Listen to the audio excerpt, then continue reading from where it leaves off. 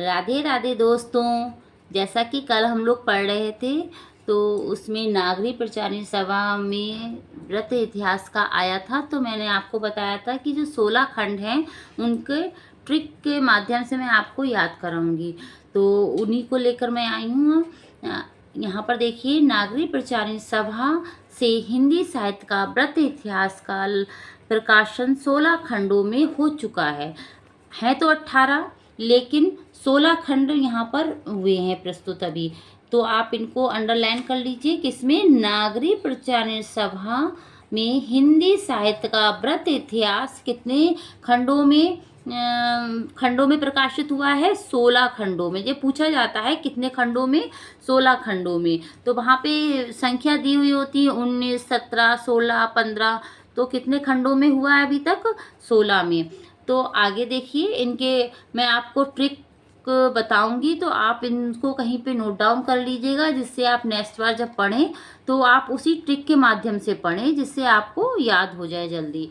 यहाँ आगे देखिए, यहाँ दिए हुए भाग, प्रत्येक भाग का नाम दिया है और संपादक। तो भाग भी पूछा जाता है और इसका नाम देख के भी पूछा जाता है, उनके संपादक भी पूछे जाते हैं। तीनों के अलग अलग क्वेश्चन बनते हैं। तो मैं तीनों को कनेक्ट करने का प्रयास करूंगी, तो आप लोग इसको ज़रा ध्यान से सुनिएगा और ट्रिक को थोड़ा समझिएगा। प्रथम, हिंदी साहित्य की पीठिका, और इसके संपादक कौन है? डॉक्टर राजवली पांडे। तो प्रथम दे के पूछा जाता है कि ये किसका है, तो आप बता सकते हैं हिंदी साहित्य की पीठिका किसने लिखा? राजवली पांडे ने। तो अब पीठिका, आप यहाँ इसको पकड़िएगा। पीठिका, पीठिका मतलब पीठ, और यहाँ लिखा है बली। जिसकी पीठ में बल होगा वही ये काम कर सकेगा। प्रथम भाग कौन सा है? प्रथम पीठिका। पीठिका मीन्स पीठ, और जिसकी पीठ मजबूत होगी, जिसकी पीठ में बल होगा वही इसको कर सकेगा। तो पीठिका बली, यानी कि पीठ में बल होना। कनेक्ट हो गया अच्छे से। अब दूसरा देखिए, दूसरा हिंदी भाषा का विकास। अब यहाँ विकास, इसके संपादक कौन है? डॉक्टर धीरेन्द्र वर्मा। तो अब दूसरा है विकास, यहाँ पे हम विकास को पकड़ेंगे, और यहाँ पर धीरेन्द्र यानी कि धीरे धीरे। अगर किसी चीज़ का हम विकास करते हैं तो एकदम तो हो नहीं जाता। अगर हम कभी कोई चीज़ बुक भी पढ़ते हैं तो हम धीरे धीरे तो उस बुक को पूरा करते हैं। तो दूसरा क्या है हमारा? विकास, हिंदी भाषा का विकास। तो विकास कैसे होता है? धीरे धीरे। अगर एकदम कर देंगे तो वो कुछ भी समझ में नहीं आएगा। यानी कि अगर आप एक बुक को पूरे दिन में एक बार में ख़त्म कर देंगे तो वो क्या समझ में आएगी? नहीं आएगी। और अगर उसी को आप 2-2, 3-3 पेजेस करके रोज़ पढ़ेंगे तो आपको वो बुक समझ में भी आएगी। ऐसे ही यहाँ पर विकास किसी चीज़ का होता है तो धीरे धीरे होता है, एकदम नहीं होता। कनेक्ट हो गया। तीसरा, आदिकाल। आदिकाल के संपादक कौन है? पंडित करुणापति त्रिपाठी व वासुदेव सिंह। तो यहाँ पर देखिए, आदिकाल, आदिकाल यहाँ पे काल से कनेक्ट करेंगे। अब जब काल में कोई बात होती है, जैसे अभी आपने देखा होगा, जैसे कोई एक नई बीमारी हो या कुछ एक नया कुछ होता है अभी कोरोना काल में देखिए, तो वहाँ पर उस समय कितने लोग मर रहे थे, कितना वो हो रहा था, सब लोग कितने परेशान थे। यानी कि काल में की बात हो रही है तो सब लोग करुणा करने लगे, यानी कि रोने लगे। और कितने लोग मर रहे थे, सबको ये भी नहीं पता था कि कल हमारा क्या होगा, कल हमारी तबीयत, हम सही रहेंगे या अपनों से बिछड़ जाएंगे, हमें ये नहीं पता था। तो ये किसकी बात हो रही है? काल की बात हो रही है। अगर कोई नई बीमारी आती है या कुछ भी होता है काल में हमारे, तो सब लोग पहले क्या करते हैं? करुणा करने लगते हैं। करुणा करते हैं यानी कि रोने लगते हैं। फिर किसके पास जाते हैं? वासुदेव, यानी कि वासुदेव अपने भगवान के पास जाते हैं और करुणा करने लगते हैं। तो यहाँ काल से कनेक्ट करिएगा। अगर हमारे ऊपर कोई आपत्ति आती है या कुछ हमें परेशानी होती है तो हम लोग करुणा करने लगते हैं, रोने लगते हैं। और किसके सामने? भगवान के सामने, वासुदेव के सामने हम लोग रोने लगते हैं कि हमारी इस परेशानी को आप जल्दी ख़त्म करिए। अब जैसे उस समय कोरोना काल आया तो कितने लोग परेशान होने लगे, घबराने लगे कि अब हमारा क्या होगा। कि हम अपने बच्चों का मुंह अगले दिन देख पाएंगे या नहीं देख पाएंगे, या हम बचेंगे या नहीं बचेंगे। और अब कोरोना के बारे में कोई बात करता है तो हमें उतना डर नहीं लगता जैसे कि पहले लगता था। जब कोरोना फर्स्ट इसकी पहली लहर आई थी तब हमें लोगों को ज़्यादा डर लगता था। आगे देखिए, चौथा भक्ति काल, निर्गुण भक्ति, और संपादक हैं इसके परशुराम चतुर्वेदी। तो अब कैसे कनेक्ट करेंगे कि निर्गुण भक्ति के कौन है? परशुराम चतुर्वेदी। कि चारों तरफ निर्गुण भक्ति है। किसकी? परशुराम की। चारों तरफ, इससे भी आप कर सकते हैं, चौथा से भी कर सकते हैं, और चतुर्वेदी से भी। चारों वेदों में किसकी भक्ति है? परशुराम की निर्गुण भक्ति है। किसकी? परशुराम की निर्गुण भक्ति है। चारों वेदों में परशुराम की निर्गुण भक्ति है। तो चौथे से भी कर सकते हैं और चतुर्वेदी से भी कर सकते हैं। कनेक्ट हो गया। अब अगला देखते हैं, पांचवा हमारा है भक्ति काल। कौन सा है? सगुण भक्ति।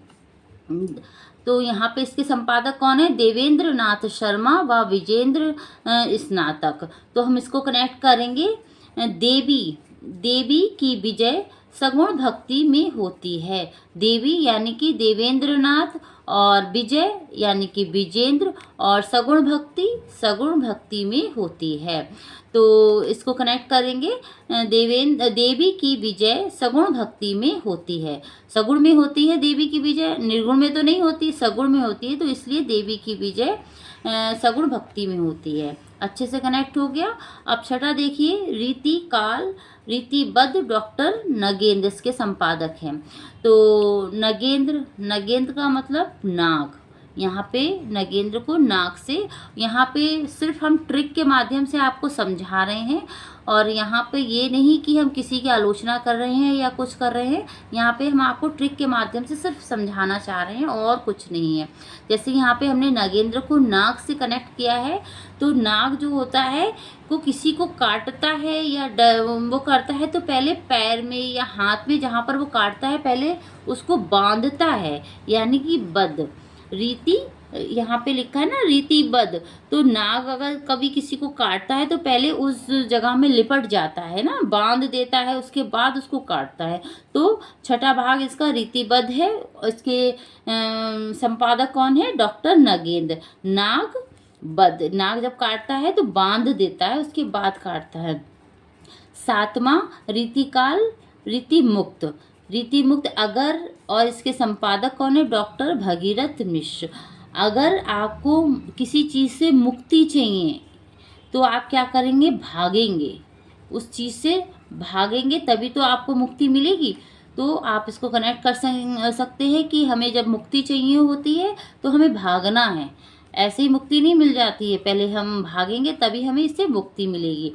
तो आप जैसे यहाँ पे लिखा प्रथम, द्वितीय, तृतीय, तो इसको भी आप करते जाइए कि प्रथम भाग पीठिका जो राजवली का था, ऐसे आप इसको कनेक्ट करते। ये एग्जाम में पूछे जाता है कि प्रथम भाग कौन सा है, इनका किसका है, और इसके संपादक कौन है, ये पूछा जाता है। आठवां देखिए, हिंदी साहित्य का अविनोत्तर उत्थान बहातेंद्र काल, संवत 1900 से 1950 विक्रम तक। तो इसके संपादक कौन है? डॉक्टर विनय मोहन शर्मा। तो आठवें को आप उठकर भी बोल सकते हैं। आठवां यहाँ पे हम कनेक्ट करेंगे उठकर उत्थान करो विनय से उत्थान करो। आठवां को इसको कनेक्ट करेंगे उठकर हिंदी साहित्य का उत्थान करो। कैसे करो? विनय के साथ करो। किससे? विनय के साथ करो। और ये कौन सा काल है? भारतेंदु युग, संवत 1900 से 1950 विक्रमी संवत तक। अब नमा देखिए, नमा द्विवेदी काल, संवत 1950 से 75 विक्रम तक। और इसके कौन है संपादक? डॉक्टर सुधाकर पांडे। यहाँ पर दिया है द्विवेदी काल। तो द्विवेदी यानी कि दो वेद, दुर्वेदी दो वेदों का सुधार करो।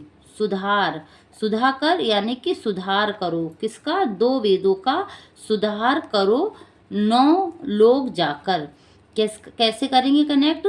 यहाँ पे आपका भाग भी कनेक्ट हो रहा है। दो वेदों का सुधार करो और कितने 9 लोग जाकर। तो यहाँ पर आपका भाग भी कनेक्ट हो रहा है और इसका संपादक भी कनेक्ट हो रहे हैं। जैसे 9 लोग जाकर 2 वेदों का सुधार करो, ये कनेक्ट हो गया अच्छे से। आगे देखिए 10वां उत्कर्ष काल काव्य का संवत 1975 से 95 विक्रम तक डॉक्टर नगेंद्र का है। किसका काव्य? उत्कर्ष काल काव्य किसका है? नगेंद्र का है। कौन सा? 10वां भाग। आगे देखिए 11वां भाग उत्कर्ष काल नाटक संवत 1975 से 95 विक्रम तक। और किसने लिखा? संपादक इसके कौन है? सावित्री सिंह व दशरथ ओझा। तो यहाँ पे कनेक्ट करिए, 11वां भाग इनका है नाटक। नाटक और कितने लोगों में होता है? कम से कम 2 लोग तो होने ही चाहिए, जैसे सावित्री व दशरथ ओझा। तो किसने 2 व्यक्तियों के बीच में नाटक हुआ? कौन कौन वो थे? यहाँ पे नाटक 2 व्यक्तियों के बीच में हुआ, वो कौन थे? सावित्री थी और दशरथ जी थे, जिनके बीच में नाटक हुआ। और आगे देखिए 12वां इसका है भाग कथा साहित्य संवत 1975 से 1995 विक्रम तक। इसके संपादक कौन है? डॉक्टर निर्मला जैन। तो अब इसको कैसे कनेक्ट करेंगे कि जो हम कथा सुनते हैं तो उसको हम बार बार सुनते हैं। ऐसा तो नहीं होता कि एक बार हमने कथा सुनी और फिर अगली कहीं कथा हो रही है तो हम उसे ना सुने। तो हम कथा को बार बार सुनते हैं। बार बार का 12वां। और कथा कैसी होती है? बड़ी निर्मल होती है, कटु नहीं लगती है, हमारे कानों को बुरी नहीं लगती है, निर्मल लगती है, तभी तो हम उसको बार बार सुनते हैं। यानी कि कथा होती है बहुत निर्मल होती है, जिसको हम बार बार सुनते हैं। तो कैसे कनेक्ट कर देंगे? कथा बहुत निर्मल होती है, जिसको हम बार बार सुनना पसंद करते हैं, इसलिए कथा बार बार सुनते हैं। आगे देखिए 13वां समालोचना निबंध और पत्रकारिता संवत 1975 से 95 विक्रम तक। इसके संपादक कौन है? लक्ष्मी नारायण सुधांशु। तो हम इसको कैसे कनेक्ट करेंगे? जरा आप इसको समझने का प्रयास करिएगा। तेरी आलोचना लक्ष्मी जी करेंगी। कैसे? तेरी 13वां आलोचना समालोचना कौन करेगा? लक्ष्मी जी करेंगे। फिर से सुनिए, तेरी आलोचना लक्ष्मी जी करेंगी। तो तेरी से 13वां, आलोचना से समालोचना, निबंध और पत्रकारिता कौन करेंगी? लक्ष्मी जी करेंगी। कनेक्ट हो गया। आगे देखिए 14वां अद्यतन काल संवत 1995 से सन 2017 विक्रम। सहायक डॉक्टर हरिवंश लाल शर्मा और डॉक्टर कैलाश चंद भाटिया इसके संपादक है। तो हम कैसे करेंगे कनेक्ट? अद्यतन यहाँ से लीजिए, अद्यतन काल यानी कि अद्यतन काल 14 वर्ष के लिए हर वंश के लिए था। 14 वर्ष के लिए हर वंश के लिए था। कौन से वंश के लिए? जो कैलाश पर रहते थे। तो कनेक्ट हो गया यहाँ से, अद्यतन काल 14 वर्ष के लिए हर वंश के लिए था। किसके लिए था? जो कैलाश पर रहते थे उनके लिए था, और किसी के लिए नहीं था। जो कैलाश पर रहते थे उनके लिए अद्यतन काल था। आगे देखिए 15वां अंतर्भारतीय हिंदी साहित्य, और इसके संपादक हैं डॉक्टर नगेंद्र और पंडित राहुल संकीर्तन। तो इसका कनेक्ट करेंगे 15वां, यहाँ से 15वां यानी कि 15 भारती नगेंद्र से संस्कृत पढ़ते हैं। कनेक्ट करेंगे 15 भारती नगेंद्र से संस्कृत पढ़ते हैं। कनेक्ट हो गया। अब अगला देखिए 16वां हिंदी का लोक साहित्य डॉक्टर कृष्णदेव उपाध्याय। अब इसको कैसे कनेक्ट करेंगे? इस लोक में, लोक है ना, इस लोक में 16 कला कौन दिखाते हैं? कृष्ण भगवान हमारे जो है ना, तो वो 16 कला दिखाते हैं। तो यहाँ पे कनेक्ट हो जाएगा 16। इस लोक में 16 कला किसके पास है? कृष्ण के पास है। कौन दिखाता है? कृष्ण जी दिखाते हैं 16 कला, और किसी के पास 16 कलाएं नहीं है। इस लोक में 16 कलाएं हमारे कृष्ण देव के पास हैं। तो मैंने आपको जिन व्रत हिंदी साहित्य को जो व्रत इतिहास के जो 16 खंड थे या काल थे, वो मैंने आपको कनेक्ट करने का प्रयास किया और उम्मीद करती हूँ आप लोगों को अच्छे से समझ में आया होगा। अगर आप इसी तरीके की कनेक्ट वाली वीडियो अब अगर आप चाहते हैं तो आप मेरे इस वीडियो को लाइक करिए, सब्सक्राइब करिए और आप मुझे कमेंट करके बताइए कि मैं क्या आपको कनेक्ट करके ऐसे ही आगे भी वीडियो लेकर आऊँ। धन्यवाद।